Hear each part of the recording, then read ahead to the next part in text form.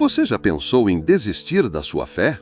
Já se sentiu tão cansado espiritualmente, tão frustrado com os resultados que não vêm, que achou que talvez Deus tivesse se esquecido de você? Se sim, você não está sozinho. Muitos que andam com Cristo enfrentam esse silêncio, esse peso invisível que parece sufocar a perseverança. Mas hoje, Gálatas 6 tem uma palavra urgente, não apenas para quem está à beira de desistir, mas para quem precisa reaprender a caminhar com maturidade, propósito e liberdade. Vamos falar sobre cansaço, comparação, sobre plantar no espírito mesmo quando os frutos parecem distantes. Este é o tipo de porção que não alimenta só o intelecto, mas o coração exausto. Prepare-se, porque não foi por acaso que você chegou até aqui. Esta mensagem vai transformar a forma como você enxerga os seus relacionamentos e aumentar sua fé. Ouça com atenção essa breve exposição bíblica, porque nela já está a resposta que você precisa. E logo depois, vamos refletir juntos sobre como essa verdade transforma vidas hoje. Fique até o fim deste vídeo e veja que esta porção foi preparada por Deus para você. Capítulo 6 da carta escrita aos Gálatas. Irmãos, se alguém for surpreendido em alguma falta, vocês que são espirituais, restaurem essa pessoa com espírito de brandura. E que cada um tenha cuidado para que não seja também tentado. Levem as cargas uns dos outros, e assim estarão cumprindo a lei de Cristo. Porque se alguém julga ser alguma coisa, não sendo nada, engana a si mesmo. Mas que cada um examine o seu próprio modo de agir, e então terá motivo de gloriar-se unicamente em si e não em outro. Porque cada um levará o seu próprio fardo. Mas aquele que está sendo instruído na palavra, compartilhe todas as coisas boas com aquele que o instrui. Não se enganem, de Deus não se zomba, pois aquilo que a pessoa semear, isso também colherá. Quem semeia para a sua própria carne, da carne colherá corrupção. Mas quem semeia para o Espírito, do Espírito colherá vida eterna. E não nos cansemos de fazer o bem, porque no tempo certo faremos a colheita, se não desanimarmos. Por isso, enquanto tivermos oportunidade, façamos o bem a todos, mas principalmente aos da família da fé. Vejam com que letras grandes escrevi a vocês de próprio punho. Todos os que querem ostentar-se na carne, esses querem obrigar vocês a se deixarem circuncidar e agem assim somente para não serem perseguidos por causa da cruz de Cristo. Pois nem mesmo os que se deixam circuncidar guardam a lei, mas querem apenas que vocês se submetam à circuncisão para que eles possam se gloriar na carne de vocês. Mas longe de mim gloriar-me, senão na cruz de nosso Senhor Jesus Cristo, pela qual o mundo está crucificado para mim e eu estou crucificado para o mundo. Pois nem a circuncisão é coisa alguma, nem a incircuncisão, mas o ser nova criatura. E, a todos os que andarem em conformidade com esta regra, paz e misericórdia sejam sobre eles e sobre o Israel de Deus.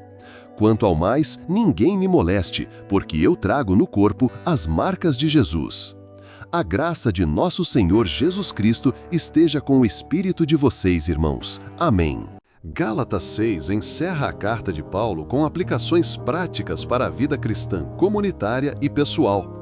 Depois de confrontar o legalismo e apresentar a liberdade em Cristo, ele chama os cristãos a carregarem os fardos uns dos outros, viverem com humildade, perseverarem na fé e manterem o foco na nova criação, não na carne. O capítulo tem forte tom pastoral e é marcado por verbos no imperativo. Restaurai, examinai, semeai, não canseis. A estrutura sugere que Paulo está olhando para os cristãos que vacilam e dando os últimos conselhos de um pai espiritual que viu o custo do desânimo. Ele não fala com arrogância, mas com urgência, pois sabe que o desvio começa muitas vezes com cansaço não tratado, comparações não confessadas e sementes plantadas fora do solo da graça.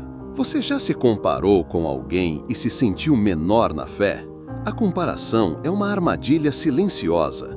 Paulo alerta: cada um examine sua própria obra.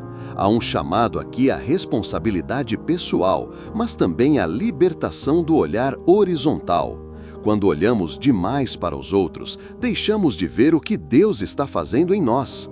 E a comparação, por mais piedosa que pareça, rouba a alegria da jornada. Muitas vezes, achamos que não estamos crescendo como deveríamos, que os outros têm mais frutos, mais ministério, mais unção. E então, ao invés de buscarmos a Deus com mais profundidade, começamos a alimentar frustração e incredulidade. Paulo nos lembra: cada um prestará contas de si mesmo. E isso não é peso, é liberdade, porque Deus olha para o nosso coração, para a nossa semente, e não para os aplausos da multidão. Mas e quando o cansaço bate? E não nos cansemos de fazer o bem. Essa é uma das verdades mais duras e libertadoras do capítulo. Paulo não promete um caminho sem cansaço, ele antecipa que ele virá.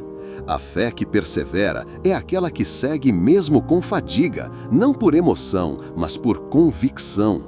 Talvez você esteja servindo, orando, tentando ser fiel, mas parece que ninguém vê. Parece que você planta e planta, mas a colheita não chega.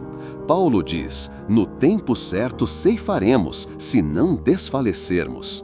Há uma colheita garantida, mas ela não vem no nosso cronograma, vem no tempo de Deus. E enquanto esse tempo não chega, você precisa continuar semeando, mesmo com lágrimas. E o que estamos semeando? Gálatas traz um princípio inquebrável: o que o homem semear, isso também colherá. Não dá para plantar egoísmo e esperar amor. Não dá para plantar descuido e esperar maturidade. Muitos cristãos vivem frustrados porque querem a colheita do Espírito, mas continuam semeando na carne.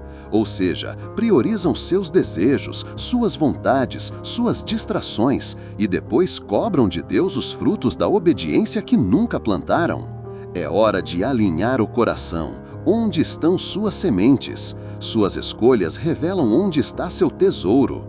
E mesmo que você ache que é tarde demais, que já gastou tempo demais semeando errado, ainda há tempo para mudar o terreno, preparar o solo e começar a plantar com lágrimas. Deus é especialista em transformar desertos em jardins. Por fim, você carrega os fardos certos? Aqui existe uma ordem de empatia e maturidade. Muitos cristãos hoje estão sobrecarregados, mas por fardos que Deus nunca mandou carregar: culpa, medo, expectativas humanas. E, ao mesmo tempo, negligenciam o fardo mais leve que Jesus oferece: amor em ação, cuidado mútuo, restauração com mansidão.